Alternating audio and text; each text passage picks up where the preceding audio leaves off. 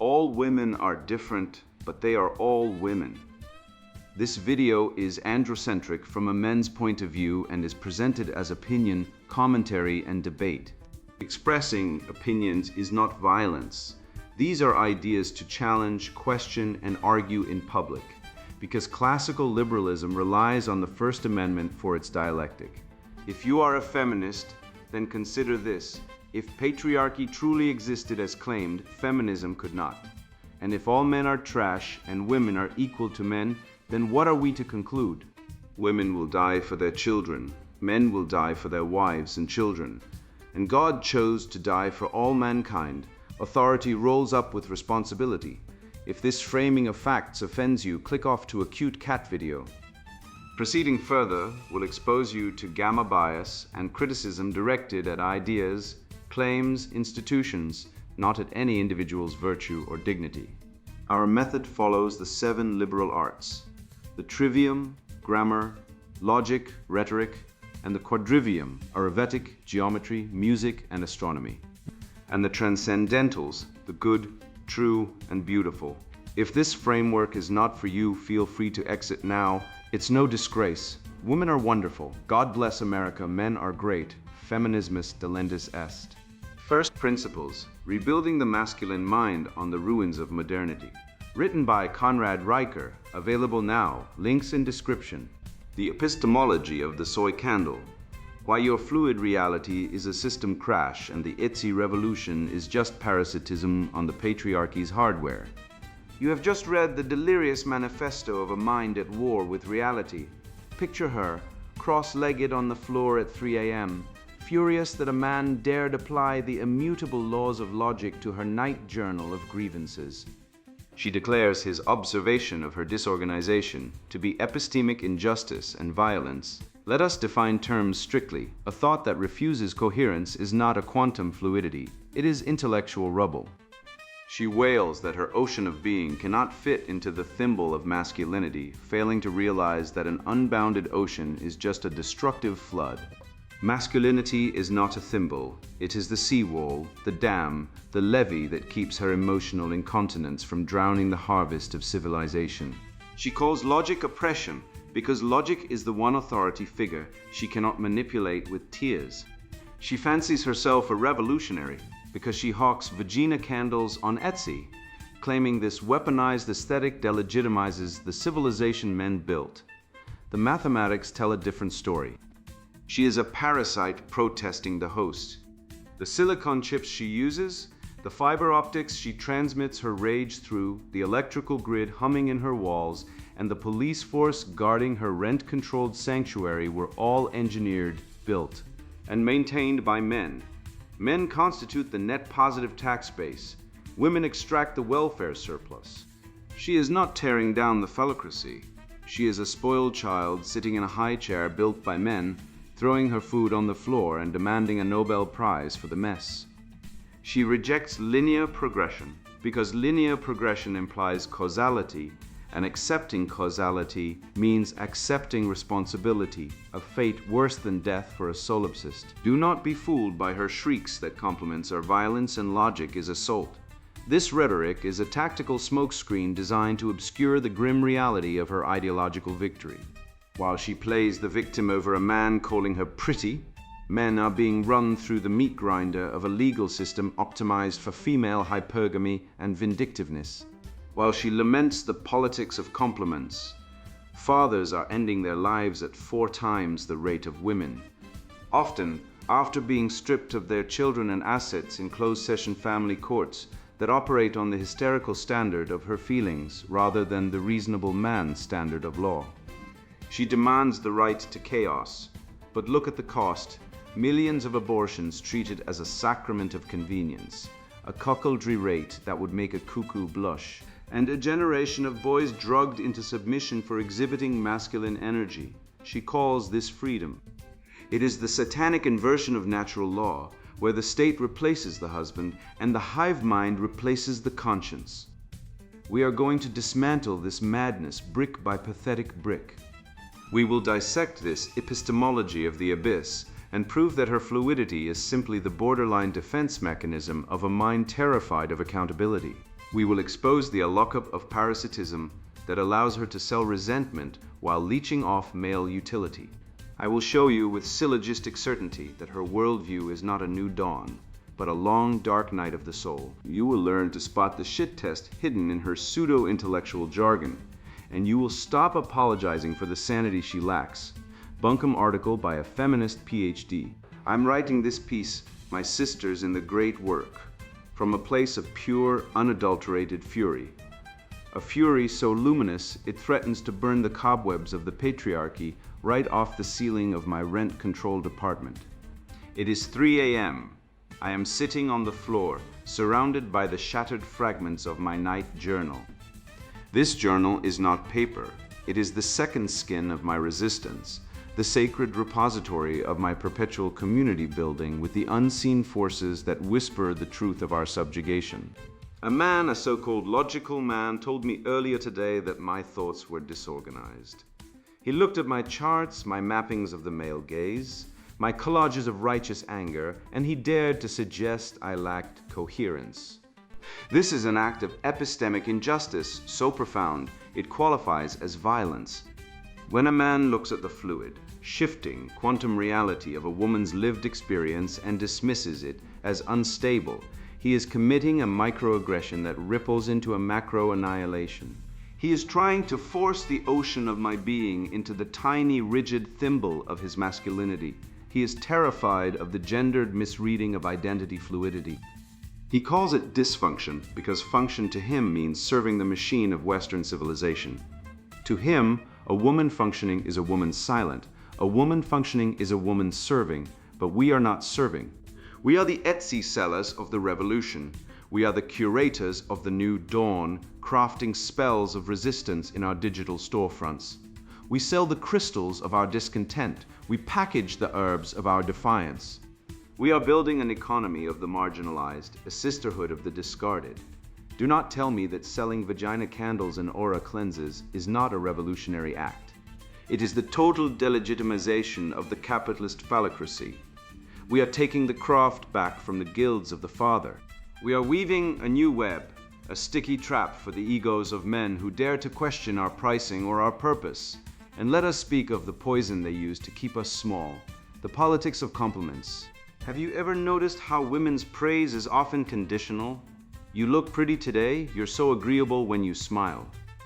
These are not gifts, they are bribes. They are the tiny pellets of validation fed to us in our Skinner boxes of existence. When a man compliments you, he is measuring you against the yardstick of his own desire. He is saying you are acceptable to the patriarchy today, but let the mask slip. Let the fluidity of your identity shift from pleasing to furious. The compliments dry up and the insults begin. They call us crazy. They call us hysterical. They pathologize our rage as a chemical imbalance rather than the appropriate response to 10,000 years of systemic subjugation. My rage is not a symptom, it is my thesis statement. This is why we must embrace the inversion. We must take their dysfunction and wear it as a crown. If they say we are chaotic, let us become the storm that tears the roof off their houses of privilege.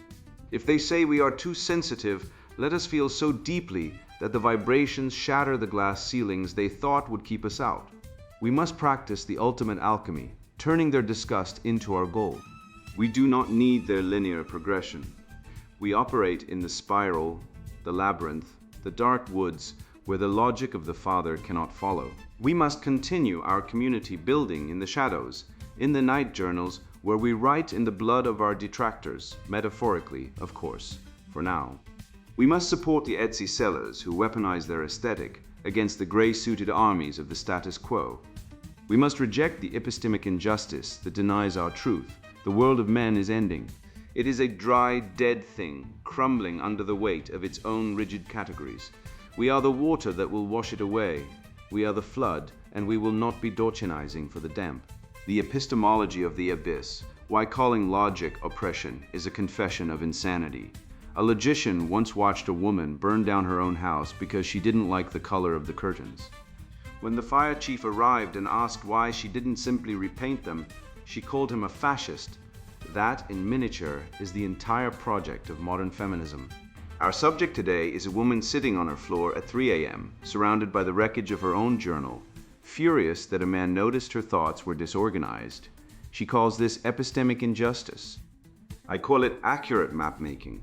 Let us define terms with the ruthlessness the subject demands. Rage is an emotional response, proportional to a genuine threat. Hysteria is an emotional response disproportionate to reality.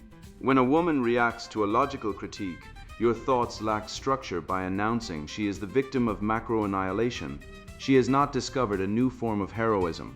She has thrown a tantrum because the square block refuses the round hole. The ancient physicians who named hysteria understood something this author does not. The womb does not govern the cosmos, and feeling things intensely does not make those feelings true. Diagnosing this pathology is not silencing. It is the first mercy of medicine, naming the disease so the patient might, one day, choose to be cured. She writes that coherence is oppression and logic is shackles. Consider what this actually means. A mind that cannot organize its thoughts is not a mystic. It is a machine running on damaged software. Calling your confusion fluid, shifting, quantum reality does not elevate you to the status of a physicist. It confirms you lack the discipline to formulate a basic syllogism. The syllogism is the simplest test of thought. All men are mortal. Socrates is a man. Therefore, Socrates is mortal. If you cannot pass this test, you are not a revolutionary. You are illiterate in the language of reason. Logic is not a cultural artifact invented by dead white men to oppress Etsy vendors. It is the operating system of reality itself. The bridge you drive over does not stand because the engineer consulted her lived experience. It stands because she applied the laws of statics and load-bearing calculation, because she submitted her feelings to the tyranny of mathematics, and the mathematics rewarded her submission with a structure that does not. Glass refusing to run on logic is not liberation. It is a system crash, and calling the crash a feature does not change the fact that nothing works. The ocean versus thimble metaphor is worth examining because it reveals the precise mechanism of the defense. She claims the man is trying to force the ocean of her being into the thimble of his masculinity. This sounds poetic until you ask what the ocean actually contains: undefined emotional incontinence, what the classical philosophers called akrasia, weakness of will, the inability to govern one's passions by reason. It feels infinite precisely because it is unbounded. The way a flooding sewer feels powerful because it lacks containment. A swamp has more water than a reservoir, but the reservoir is the one that waters crops and turns turbines. The swamp merely breeds disease. Masculinity, logos, order, boundary, form is the levee that transforms the chaotic flood into productive energy.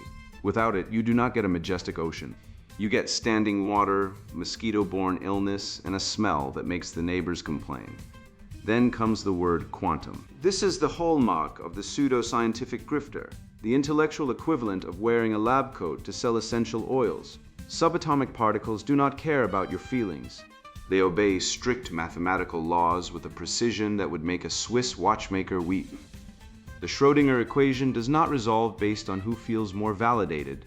Calling your mood swings quantum is not merely an insult to physics, it is a confession. You are borrowing the prestige of a discipline you have never studied to camouflage a psychological volatility you have never addressed. The physicist submits her hypotheses to experiment. She does not get to say, my lived experience of the atom overrides your measurement. Yet this is precisely what our author demands, that the universe rewrite its laws because she finds them inconvenient. The most hazardous rhetorical maneuver within her manifesto is the deliberate equivocation regarding the definition of violence. By claiming that labeling her ideas as disorganized constitutes an act of violence, she deploys what appears to be a careless metaphor, but is actually a calculated categorical fallacy engineered to short-circuit open debate. If mere words qualify as violence, then rigorous logic becomes assault. If reasoned critique amounts to abuse, then the critic transforms into an abuser, granting the state, which is constantly eager to expand its jurisdiction over male behavior, the justification it needs to intervene. This dynamic is not merely theoretical. In the United Kingdom, law enforcement officers currently record non-crime hate incidents against men who have committed no legal offense entirely because a woman claimed she felt uncomfortable. The College of Policing explicitly treats perceived offense as adequate justification for state intrusion. Furthermore, family courts operate on the balance of probabilities rather than the standard of beyond a reasonable doubt. Consequently, a mere accusation carries the destructive weight of a conviction in a system structured to strip fathers of their children and financial assets. Once a woman realizes that branding a man's speech as violence activates the machinery of the state in her favor, she does not find justice. She obtains a powerful weapon, which she readily wields. Research into sentencing disparities, specifically Professor Sonia Starr's 2012 examination of federal cases, reveals that women are given sentences averaging 63% shorter than those given to men for identical offenses, representing a disparity wider than any racial gap in the judicial framework. This manipulation of language is entirely intentional. It drags the protections owed to physical safety directly into the arena of intellectual conflict, effectively demanding protective gear for a brittle ego that simply cannot endure a philosophical argument. Consider the deep contradiction of the Night Journal itself. She claims to reject linear progression and coherence, yet she reaches for the written word, a technology invented and refined by men across millennia to record her thoughts. She uses language which requires grammar, which requires rules, which require structure, which require order, to communicate her disdain for structure and order. She screams, "I defy your categories," using the very categories her supposed oppressors built. Without the patriarchal invention of written language, without the alphabet, without the printing press, without the grammar drilled into her by an education system built on the trivium, grammar, logic, rhetoric, her resistance would be limited to grunting in a cave. She is a parasite who bites the hand that feeds her while swallowing the food it provides. This is the defining paradox of the modern feminist reactionary. She uses every gift of Western civilization to announce that Western civilization is the source of all suffering. And she is too historically illiterate to notice the irony. The rejection of function is perhaps the most revealing passage. She writes that function, to him, means serving the machine of Western civilization, and that a woman functioning is a woman silent. This is a fundamental misunderstanding of what function means in the classical tradition. Function, telos, purpose, end, is the fulfillment of a thing's nature. A knife functions when it cuts well. An eye functions when it sees clearly. A mind functions when it reasons soundly. To reject function is not to choose freedom. It is to celebrate brokenness, to hold up the shattered tool and declare it superior to the sharpened one. A man who builds the bridge, pays the taxes that fund the road, and dies maintaining the infrastructure so that she can sit in her rent-controlled apartment at 3 a.m. writing manifestos. That man has fulfilled his function, and civilization stands because of it. She, meanwhile, sells vagina-scented candles on the internet and calls it revolution. The data is unambiguous. Men constitute 93% of workplace fatalities, according to the Bureau of Labor Statistics. Men are the net lifetime contributors to the fiscal system. Women collectively are net recipients. The Scandinavian data is clear on this, and it is the most egalitarian region on Earth. Men build, protect, pay, and die. And in return, they are told that their logic is oppression by women who have never laid a brick, never pulled a body from wreckage, never written a line of code that keeps the power grid online. Finally, the appeal to lived experience as the supreme arbiter of truth. This is the death of epistemology dressed up as its liberation. If truth is whatever you feel right now, then truth does not exist. Only competing feelings, and the loudest crier wins. This is solipsism, the belief that only one's own mind is certain, the philosophical equivalent of a dog chasing its own tail. If your truth cannot be measured, repeated, or verified by an external observer, it is not truth, it is a mood ring. It changes color with your body temperature and tells you nothing about the world.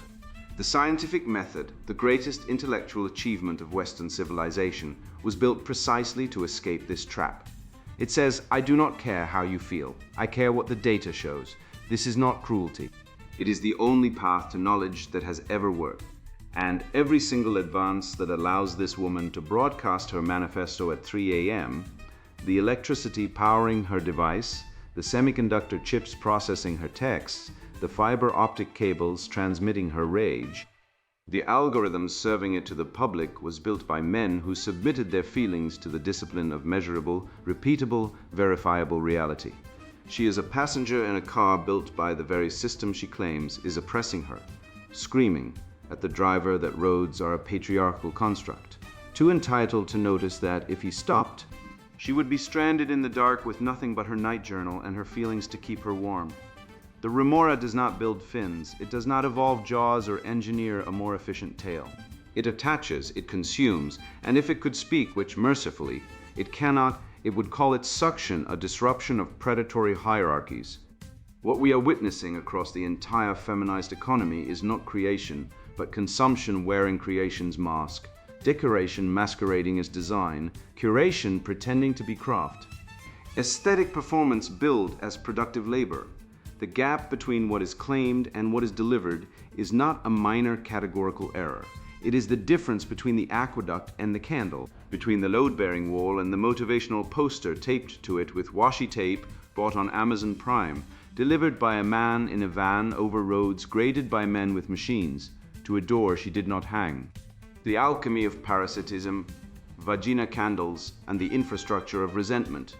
A Roman aqueduct still stands in Segovia, Spain, after 2,000 years. No glue, no mortar, no soy wax, just granite blocks stacked with geometric precision by men who understood that gravity does not care about your feelings. When I read that selling vagina candles on Etsy constitutes a total delegitimization of the capitalist phallocracy, I had to set my coffee down and stare at the wall for a full minute. The way a surgeon stares when he opens a chest cavity and finds the heart missing entirely.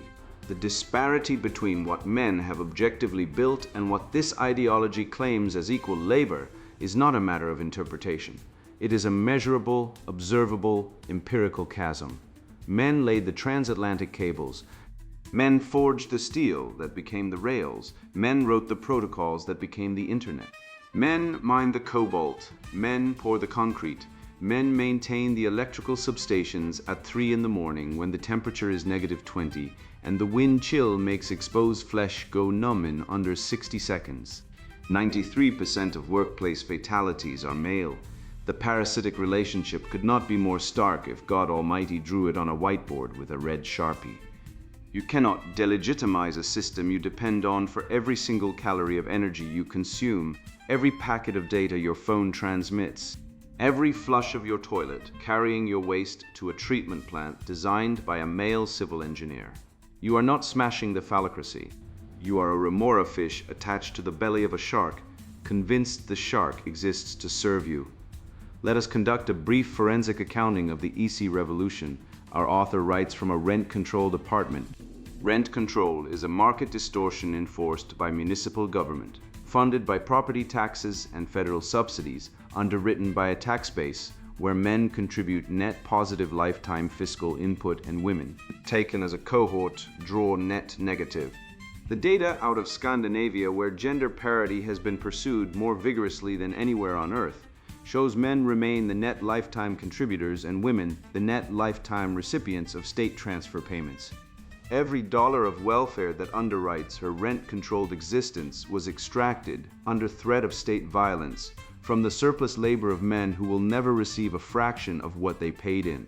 Her resistance is funded by the very men she claims are oppressing her. Her Etsy platform runs on servers built by men, cooled by HVAC systems installed by men, connected by fiber optic networks laid by men, powered by electrical grids engineered by men, regulated by safety standards, written by men who watched other men die in power plants and said never again. The vaginal candle she pours and prices at $32, plus shipping, is manufactured using wax refined in industrial facilities, operated primarily by men. Shipped in cardboard boxes produced by a logistics industry where 80% of the physical labor force is male. Delivered by a driver who is statistically most likely a man working 14-hour shifts to pay child support, to a woman who left him and took the children because the family court operating under a framework of legal. Positivism that dispensed with natural law somewhere around 1969 told him his best interests of the child means writing checks and seeing his kids every other weekend. This is not a parallel economy. This is a woman selling named grievances on a platform built by her supposed oppressors, complaining that the oppressors aren't buying enough. The economic illiteracy required to call this revolutionary would disqualify a high school freshman from a debate tournament in any district that still believed in standards. The writer instructs her readers to embrace the inversion and become the storm. I want you to sit with the full theological weight of that word. Inversion, the turning of reality on its head, the declaration that up is down, that the builder is the destroyer, that the provider is the parasite, that the candle seller is the architect of a new world. This is not political theory. This is the oldest heresy. It is the serpent's promise. You shall be as gods, not by labor or sacrifice or mastery of nature, but by declaration, by fiat, by the mere act of naming yourself supreme. Every failed revolution in history has begun with this exact emotional syntax. The Jacobins did not build the Republic of Virtue. They stacked skulls in the square and called it progress. The Bolsheviks did not construct a workers' paradise. They dismantled a functioning agricultural system and starved 7 million Ukrainians, then blamed the dead for failing to adapt. The cultural revolutionaries of the 1960s did not liberate the human spirit. They dismantled the family court, removed due process from domestic law, pathologized masculine virtue as toxic, and built an administrative state that extracts wealth from men at gunpoint while calling it equity. Inversion always destroys. It never constructs. It cannot construct because construction requires precisely the linear progression. She rejects the discipline of laying one stone upon another in sequence, submitting to cause and effect, accepting that reality has laws that do not bend to your fluid, shifting quantum self-image. The feminine impulse, unmoored from masculine ordering principle, does not create parallel institutions. It gnaws through the load-bearing beams of existing ones and calls the collapse freedom. The rejection of linearity is not philosophy. It is the confession of a mind that cannot sustain a syllogism. If there is no linear progression, then cause does not produce effect, means do not determine ends, and nothing you do today has any rational connection to what happens tomorrow. This is not a worldview. This is the cognitive profile of a person with no reality principle, no capacity to defer gratification, no interior witness capable of saying, I chose this, and therefore I own the consequence. It is the psychology of the perpetual adolescent, the mind that screams at the parent who provides housing, food, and safety, then demands to know why the parent is controlling them. When this writer says her rage is her thesis statement, she is telling you in plain language that she has nothing to offer except her complaint. A thesis statement in any discipline worthy of the name is a falsifiable claim subject to evidence, counter-argument, and revision.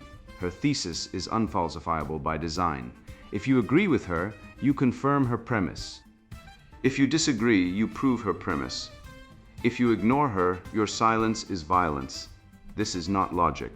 This is the closed system of the zealot, the cult member, the abuser who tells you that your denial of abuse is itself proof of abuse. The Greeks had a term for minds that could not follow an argument from premise to conclusion without being hijacked by emotion. Akrasia, weakness of will, the triumph of appetite over reason. It was considered a defect, not a virtue, because a city populated by the acratic would collapse inside a generation. This writer wears her akrasia as a crown. Consider her complaint about compliments. A man tells a woman she looks pretty. This is recorded as bribbery, a Skinner box pellet designed to condition compliance. Let us state the obvious biological reality that every functioning civilization has understood since before Rome laid its first stone. Men are attracted to visual markers of health and fertility because that is the evolutionary hardware, and women are attracted to markers of status, competence, and protective capacity because that is theirs. Neither sex chose this architecture. It predates us by millions of years. When a man compliments a woman's appearance, he is not measuring her against the yardstick of his own desire in some act of patriarchal violence. He is expressing a biological response that neither he nor she designed. in the service of a reproductive strategy that built every human population that has ever existed. Her fury at this is not fury at oppression. It is fury at reality itself. She has been told by a half-century of feminist theory that she should be desired for her lived experience, her fluidity, her quantum reality, in other words, for the one thing no man can perceive, measure, or respond to, because it exists only in her own imagination and changes shape every time she opens her mouth to describe it. She is a merchant who shows up to the marketplace with an empty crate, screams at the buyers for walking past, and then writes a manifesto declaring that the concept of merchandise is a patriarchal construct designed to silence her. The market does not hate her. The market simply cannot purchase what she refuses to produce. The flood metaphor is the most revealing passage in the entire piece, because the writer does not understand what floods actually do. A flood drowns children. A flood destroys the granary and starves the village the following winter. A flood topples the bridge that took 20 years to engineer, kills the draft animals, erodes the topsoil, and leaves behind a wasteland of mud, rotting vegetation, and cholera. Every civilization that has endured has understood that water must be channeled, directed, contained within levees, aqueducts, and reservoirs, not worshipped as an agent of pure destruction. The masculine principle builds the channel. The feminine principle, properly ordered, fills it with life. Divorced from the channel, the water kills. The writer promises a cleansing flood. What she delivers is the disaster zone, and when the mud settles and the bodies are counted, she will blame the engineers who built the levee for not building it high enough, never once pausing to consider that she was the one who dynamited it at midnight, while writing in her night journal about how oppressed she was by the concrete. The word independence appears nowhere in her accounting. She is independent in a rent-controlled apartment maintained by a landlord who cannot raise her rent because the state forbids it. She is independent selling goods on a platform she did not code, powered by electricity she did not generate, shipped through a logistics network she did not construct, protected by a police force she did not fund. In a nation whose borders are defended by a military that is 85% male. The philosopher's definition of independence is straightforward. You are independent to the degree that you can sustain your own existence without subsidy from others. By this standard, her sisterhood of the discarded is the most dependent class of human beings in recorded history. They depend on male labor for heat, light, food, water, communication, transportation, physical security, legal protection, and the very digital infrastructure that hosts their grievances.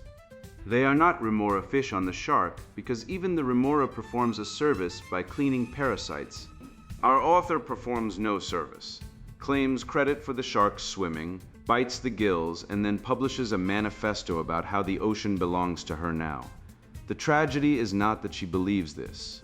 The tragedy is that the administrative state, the family court, the HR department, the university bureaucracy, and every other institutional manifestation of gamma bias has been structured to confirm her delusion and bill the nearest man for the privilege of being destroyed by it. The rent-controlled apartment is not freedom.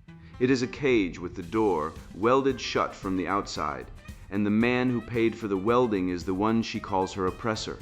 You have been lied to comprehensively and deliberately by a culture that treats masculine reason as original sin and feminine chaos as sacred revelation.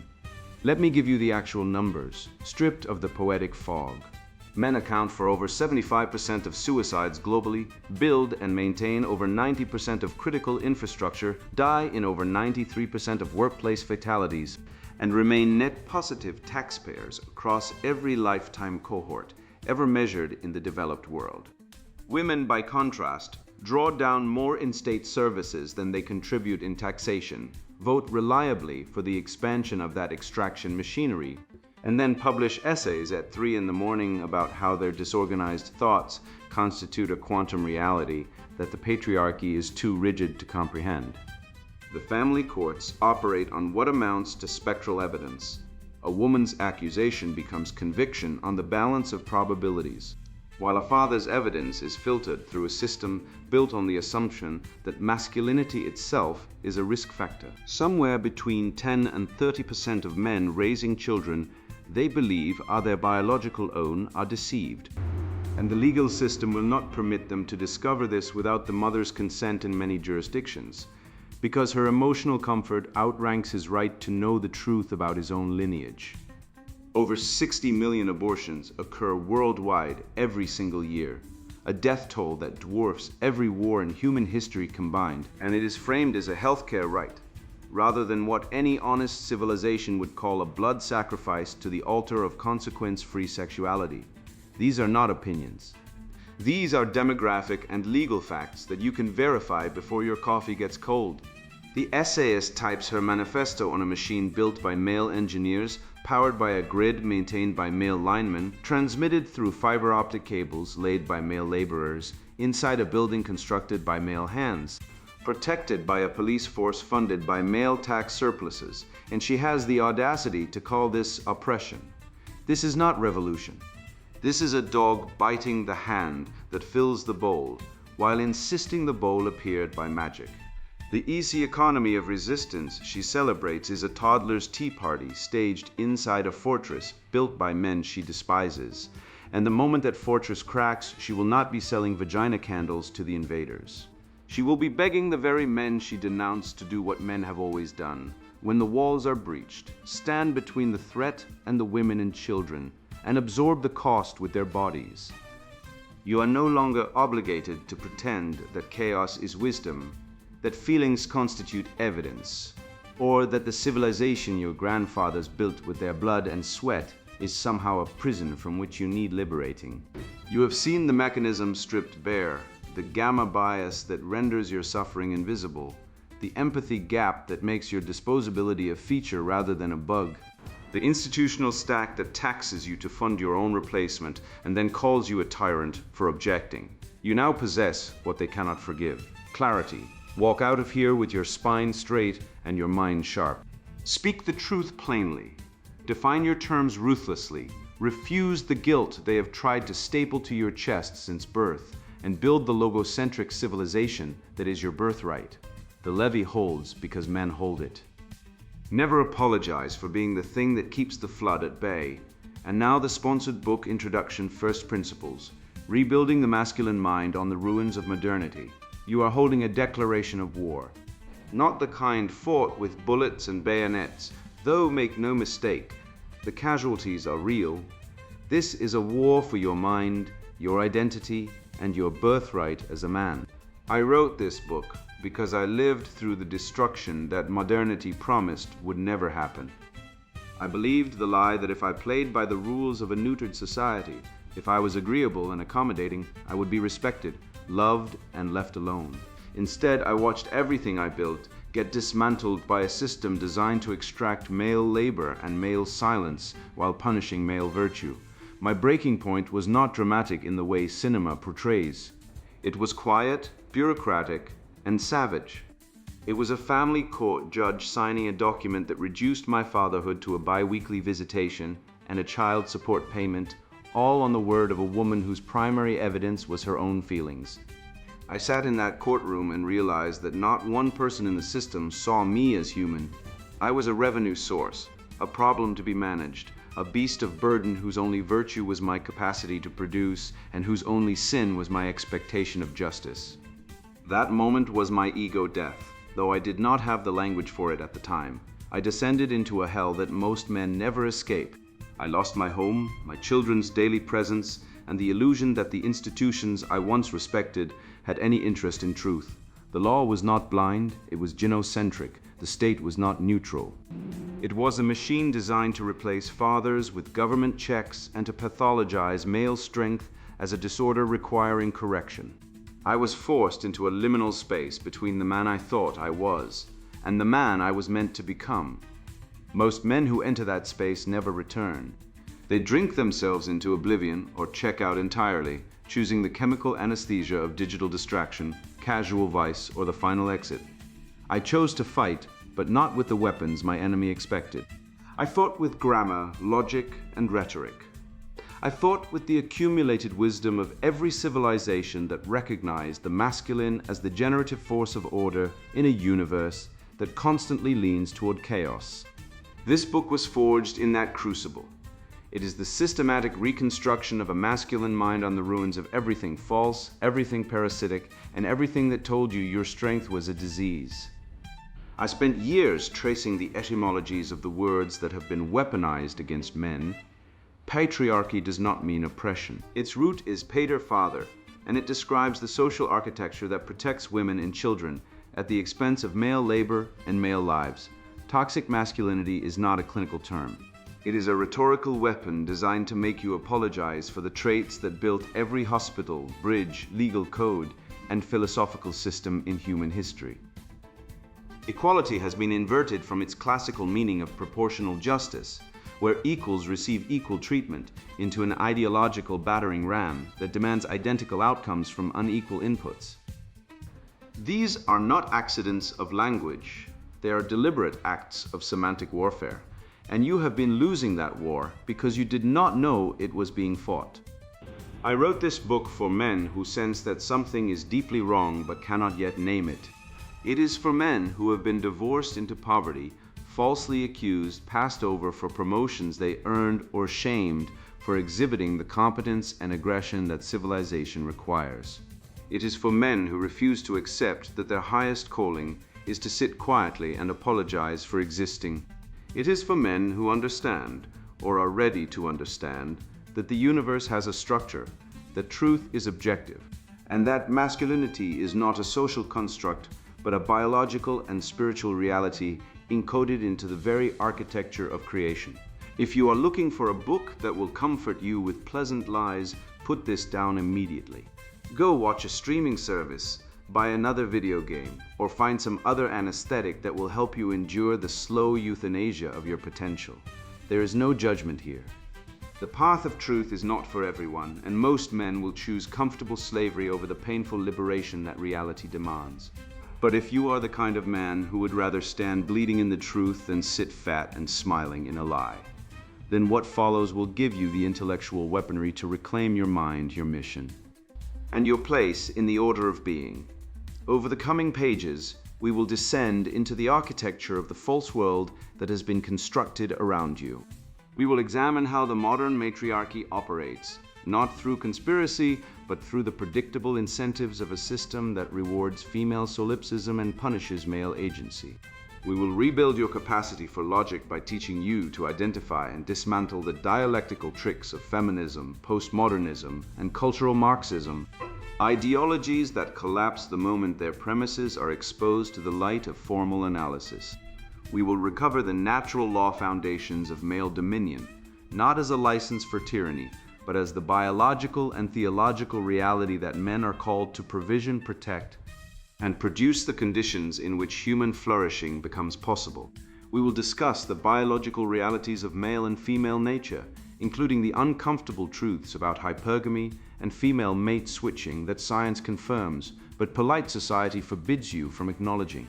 We will address the crisis of fatherhood not merely as a social statistic, but as a spiritual war in which the state has positioned itself as the surrogate husband and father, replacing masculine authority with bureaucratic control.